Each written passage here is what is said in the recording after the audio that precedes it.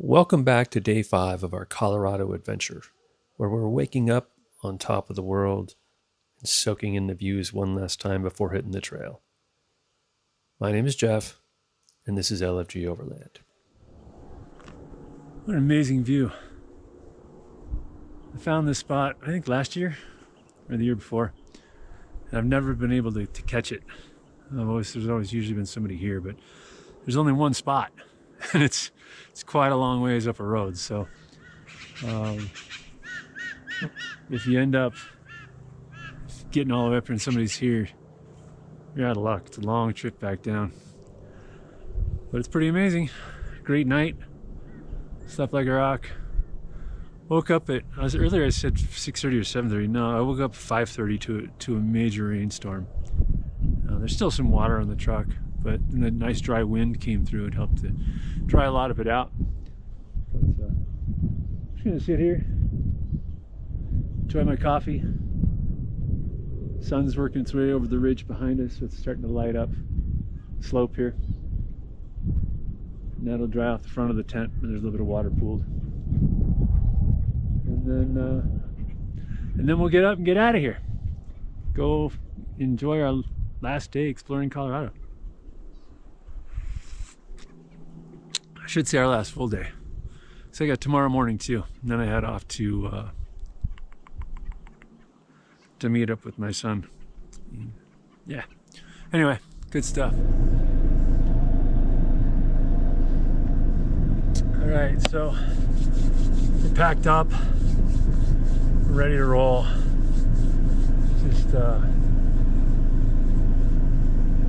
Just taking in that view one more time because it's spectacular. Definitely marking this one as a keeper. Between all the deer, the wildlife, and the view,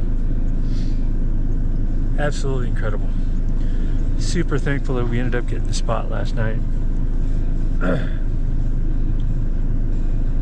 It's really a hard one to leave. But let's go see what else we can find.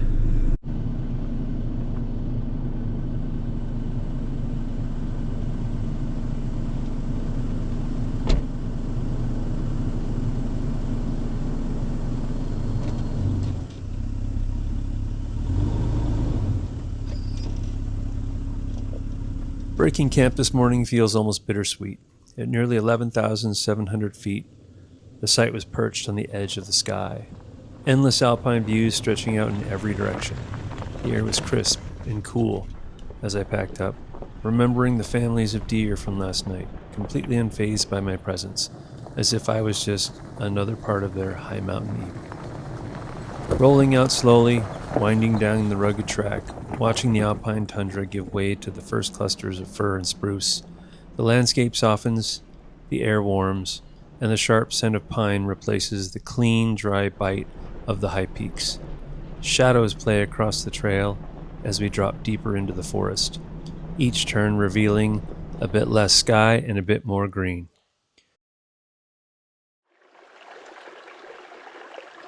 There's something hauntingly beautiful about Silver Mountain Mine, nestled at over 10,400 feet just outside our trail today. At first glance, it's just weathered timbers, tailings, and piles, but each piece holds a story of ambition, grit, and forgotten dreams.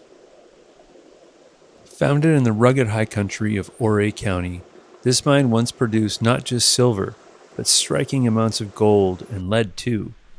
It thrived in the late 19th century during Colorado's massive silver boom, an era that turned these silent peaks into some of the nation's richest mining corridors.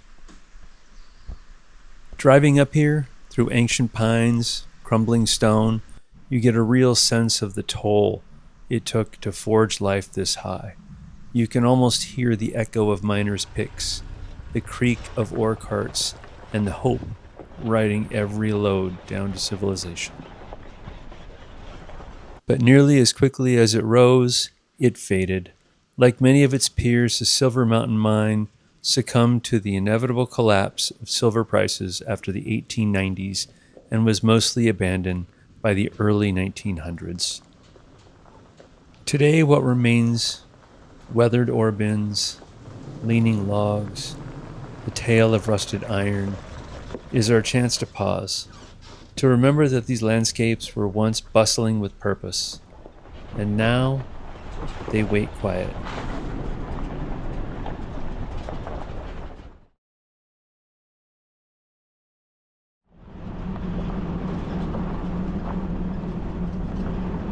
After descending through the forest, leaving my campsite and historic mine behind, I hit asphalt. Quickly off the asphalt, I headed back up the canyon and up a hill to revisit an old friend, Clear Lake.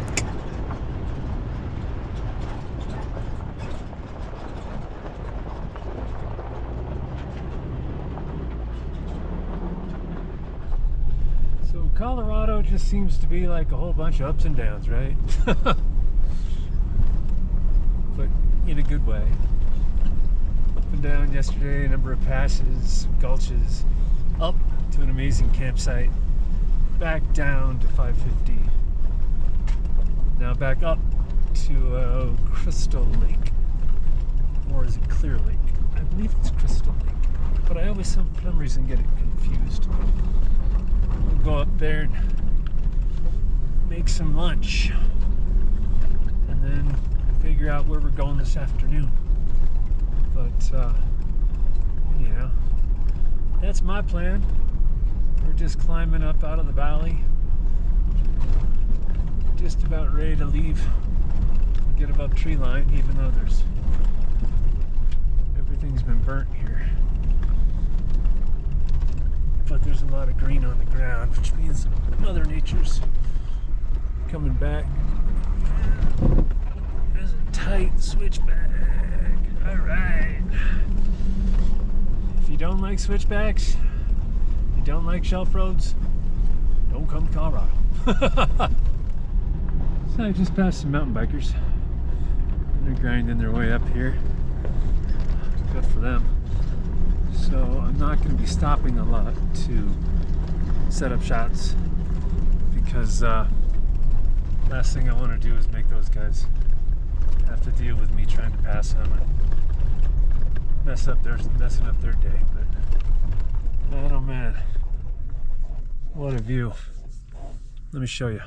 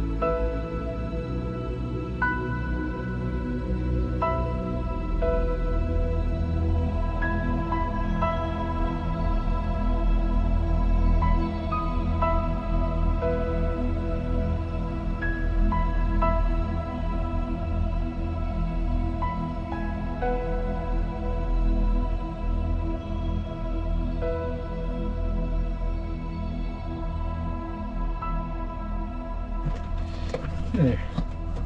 So we made it to Clear Lake, and I'm going to make some lunch because I'm hungry. I love this place up here though. It's super pretty. Never been. I highly suggest you do. There really is something special about brunch in the backcountry, especially here, nearly 11,000 feet beside the glassy waters of Clear Lake. The air is crisp, thin, clean, carrying the scent of alpine wildflowers and just that faint tang of bacon. On the menu this morning, as mentioned, pork belly breakfast burritos. Thick, rich slices of pork belly hitting the scuttle, sizzle echoing across the lake and up the rocky cliffs. The fat renders down, turning golden and crisp, while the aromas drift off into the cool mountain air like a beacon, calling in all hungry hikers from miles away.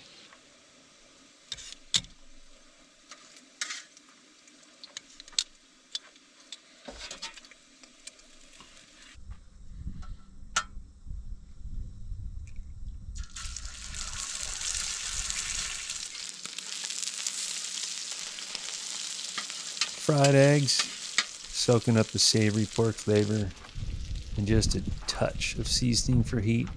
Then everything comes together, folded tight into a burrito that's part of camp cooking and part mountain magic.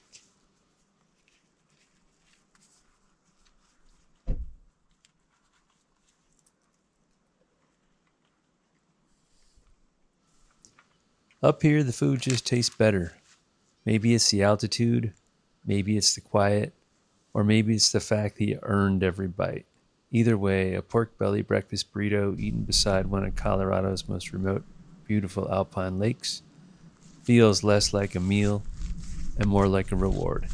A warm, hearty handshake from the wild itself.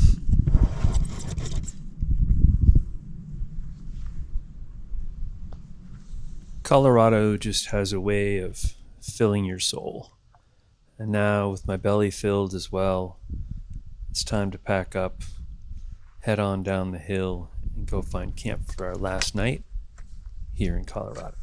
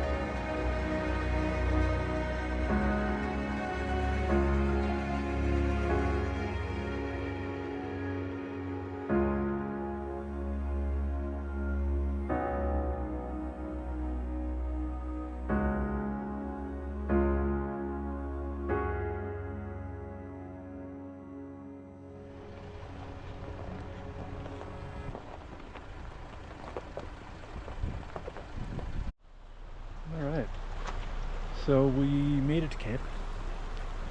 We're back kind of in the same area that we started in the first night, just on the other side of the creek. Did some surgery, firing. It was just basically a flat burn spot, which was kind of crazy. And there's another one over there, and there's another one over there. So I just picked this one. Oh. Truck's right there.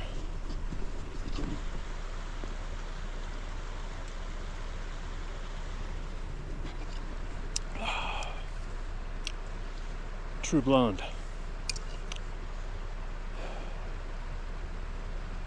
Good way to close out the trip.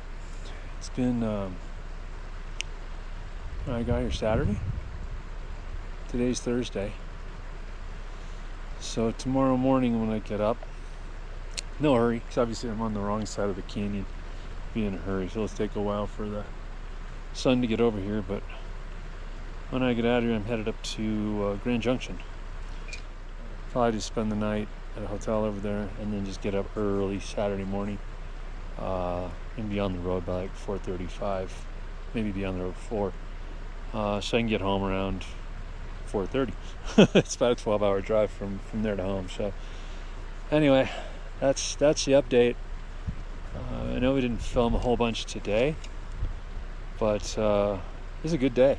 You know, woke up at probably the most amazing campsite I've ever seen, and then we went up and had lunch at Clear Lake, which was absolutely beautiful. And then we messed around a little bit, just had lunch, and started to try and figure out where to camp. So I just kind of wanted to wind down, enjoy the last afternoon here in ColoRADo. Just waiting for the afternoon rains to come in, because we always, 'tis the season. Anyway, I'll leave you with this.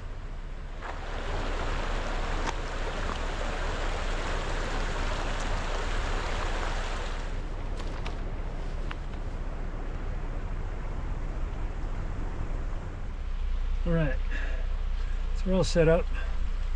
I don't know if you can see this. Yeah, you can. Yeah, you can. So it's the last night on the trail. So we're just gonna do something really simple. We've got some shrimp left, and we've got a steak left. So we're just gonna cook up the ribeye, cook up the shrimp, and just do a protein special. So make the body happy. Do it on the scuttle. Keep it simple.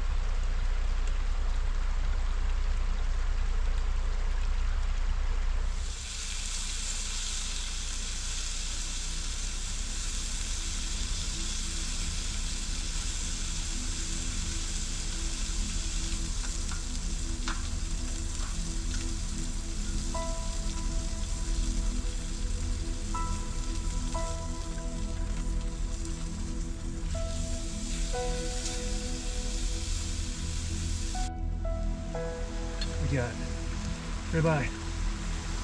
Then we got shrimp.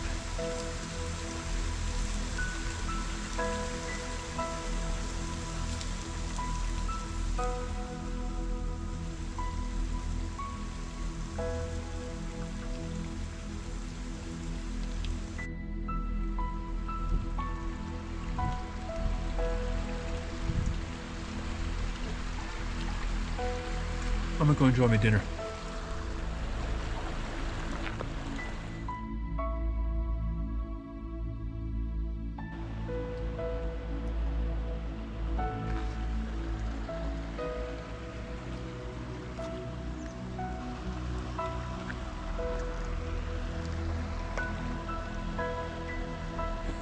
Morning. As you can see, the truck is completely encased in ice. It's due to a lot of moisture in the area being by the creek. And we're on the wrong side of the valley. We're probably another, I don't know, hour away from getting sun on this side. I knew this was going to happen, but I really wanted to camp on the creek, so that's not here. So I think what I'm going to do is walk the little road out, and I'm pretty sure I can drive out. So I think I'm going to pack up anything that's loose and then drive the truck out over to the other side there where there's some sun, and then let it thaw out, because I gotta dry the canopy. It's even the top of the tent's frozen solid, so inside and out. Exciting. So it'll be a few minutes.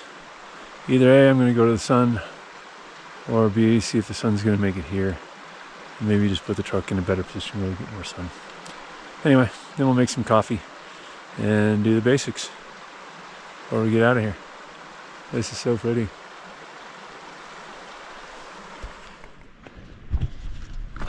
All right. Well, all right. Like all good things, this trip must come to an end. Camped down by the creek last night. As you saw, everything was frozen. The whole tarp on the tent was frozen solid. I came up here, turned it around a few times in the sun. It took me about an hour and a half actually to get it dry. I talked to a couple guys from Louisiana that are down here in this other spot. They're going to be out here for the week. Good for them. But it's time for me to get on down the road. I think this is going to be the end of it, unless something exciting happens. But yeah, got the coffee in the truck and we're ready to roll. So if you hung out, if you watched this whole thing, heck, if I even published it, that means I'd have to actually take the time to put it all together. But if all that stuff happened and you did actually watch it, thank you very much. And I hope that it inspires you to get out, get outside, go somewhere new, do something different. And you don't need all the gear and the fancy stuff. You know, you can go buy a $25 tent at Walmart, put it in the back of your car, go down a dirt road, and you can enjoy being outside. So if the bug bites you, then start to acquire the gear. But first go see if you can have fun and enjoy. All right, that's it for me. LFG's out.